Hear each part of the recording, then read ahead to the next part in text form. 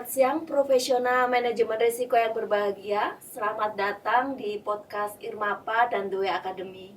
Channel ini akan membahas bagaimana membangun budaya risiko, khususnya pada konteks manajemen risiko sektor publik. Bersama kita, Ketua Umum Indonesia Risk Management Professional Association atau Irmapa, Bapak Charles Lennervos. Selamat datang Pak Charles, apa kabar Pak? Baik Ibu, senang bisa ketemu lagi. Terima kasih Pak Charles. Bapak, seperti yang kita ketahui, salah satu prinsip manajemen risiko adalah membangun budaya risiko, Pak. Bagaimana nih Pak, menurut Bapak nih, membangun budaya risiko khususnya di sektor publik itu, Pak? Oke, baik.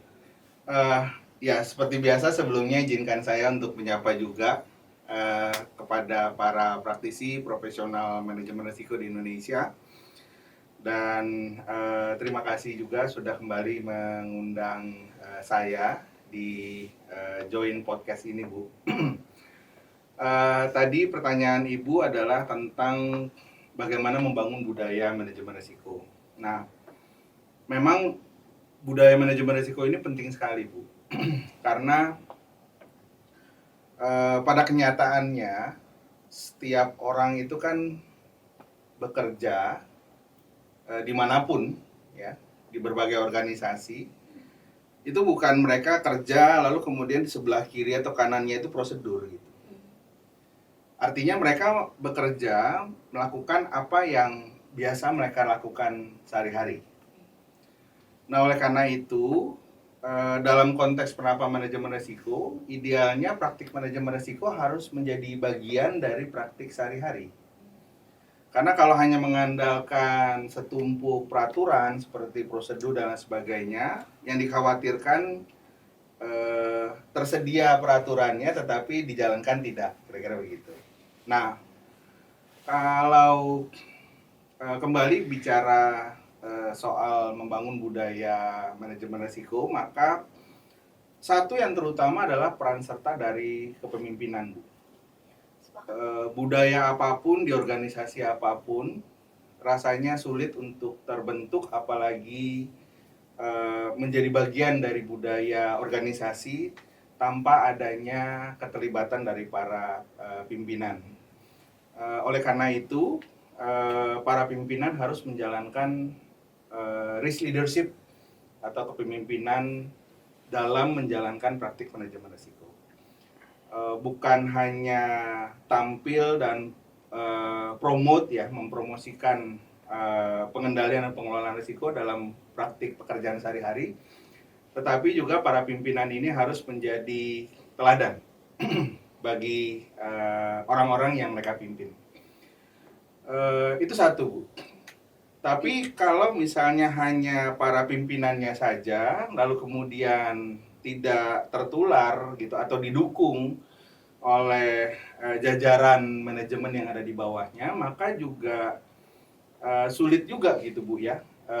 Artinya untuk mengakselerasi terbentuknya budaya risiko ini perlu bukan hanya top management, para pimpinan daerah atau misalnya menteri kepala lembaga saja, tetapi kemudian juga jajaran eselonnya juga demikian. Nah, sehingga tercipta yang disebut sebagai tone from the top dan bisa tereksekusi di bawah. Para karyawan itu melihat hal yang sama. Siapapun pimpinan di level manapun itu punya satu risk leadership yang serupa gitu, ya, pantas untuk dijadikan teladan. Dan saya pikir itu berlaku juga untuk berbagai organisasi, bukan hanya di sektor publik. Lalu kemudian terakhir adalah peran serta dari seluruh insan organisasi, mulai dia karyawan baru atau misalnya yang sudah senior, misalnya gitu, Bu, ya. Teman-teman ini perlu dibekali dengan satu pemahaman mengenai apa itu manajemen risiko dan bagaimana melaksanakannya. Nah, ini ada satu model sederhana, Bu, ya. Saya teringat ada model ABC gitu, ya. Attitude become behavior, behavior lalu kemudian shaping jadi culture.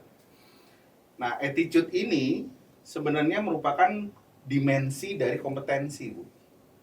Jadi kalau kita mengacu kepada berbagai praktik terbaik gitu ya, yang namanya dimensi kompetensi itu ada knowledge, ada skill, dan attitude.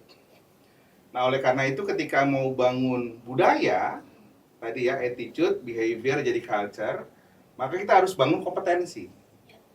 Nah, kompetensi ini harus cukup gitu. Kita harus bangun critical mass.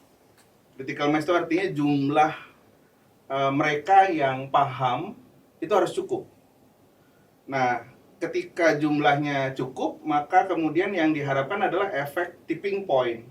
Ada titik luber. Sehingga akhirnya bagi mereka yang belum paham, malu kalau nggak paham.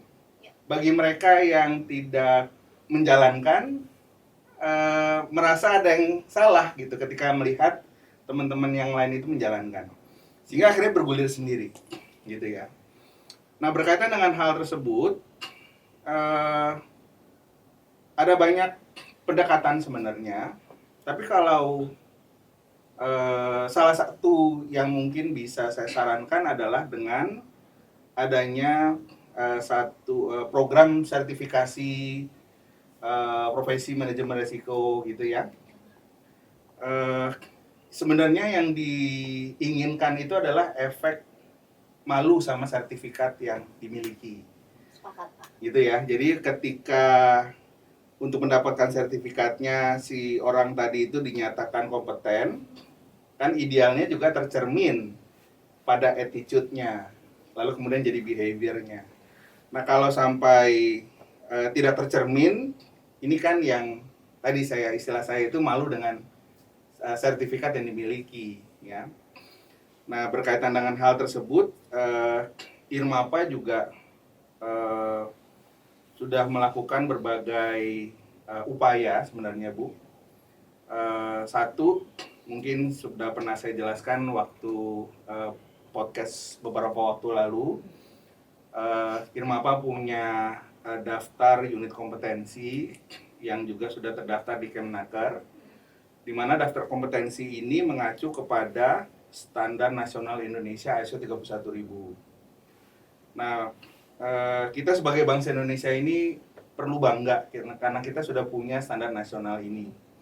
Satu standar nasional yang diadopsi dari standar internasional, rujukan praktik terbaik dunia gitu. Terus lalu kemudian Irmapa juga punya mitra sertifikasi yang secara profesional kemudian mereka mengemas unit-unit kompetensi ini menjadi skema-skema sertifikasi yang terbagi gitu, Ibu ya, terklaster mulai dari jajaran pimpinan paling tinggi sampai dengan para karyawan yang sifatnya entry level, dengan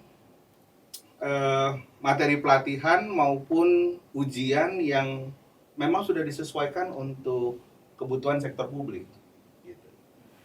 Nah, tambahan satu lagi sebenarnya adalah Irmapa juga saat ini punya Irmapa sektor publik, Bu.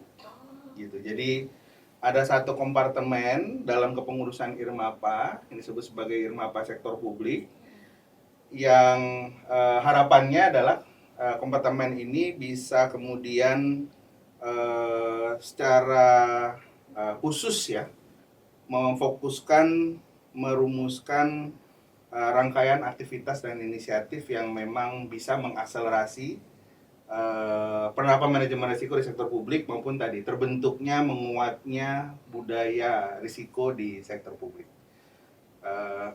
Ya mudah-mudahan hal-hal ini bisa menjadi kontribusi positif Irmapa bagi penerapan manajemen risiko di sektor publik, terlebih sampai terbentuknya tadi budaya risiko di sektor publik.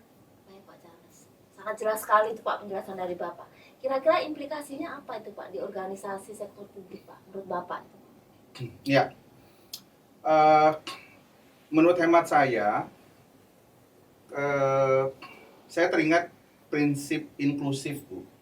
Jadi kalau mengacu kepada SNI ISO 31000 itu ada prinsip inklusif di mana dalam prinsip tersebut mensyaratkan bahwa yang namanya manajemen risiko itu nggak bisa seorangan diri atau dikasih satu pihak saja.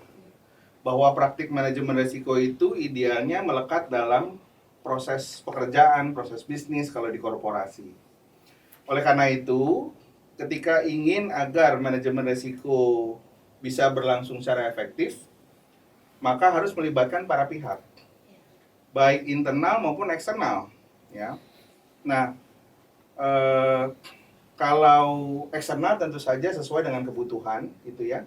Tapi kalau internal ini tadi mulai dari jajaran teratas menjalankan risk leadership, memberikan contoh teladan, termasuk orang-orang yang menjadi praktisi gitu ya, yang mengelola risiko di lapangan ini juga memang menjalankan manajemen risiko secara sungguh-sungguh dan serius.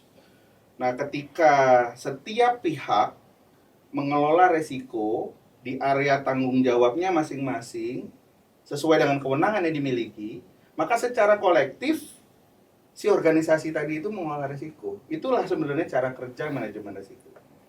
Jadi perlu ada satu upaya menurut saya yang harus dilakukan secara sungguh-sungguh oleh para pimpinan organisasi tadi untuk memastikan agar supaya setiap pihak itu punya kapasitas yang memadai.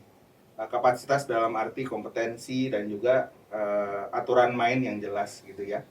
Sehingga dengan demikian masing-masing pihak paham apa yang menjadi ekspektasi dari organisasi untuk menjalankan manajemen risiko, lalu kemudian mereka punya kesadaran cukup, kompetensi yang cukup untuk melaksanakannya sehingga praktik itu dijalankan dan pada akhirnya jadi budaya risiko. Mungkin begitu, Bu.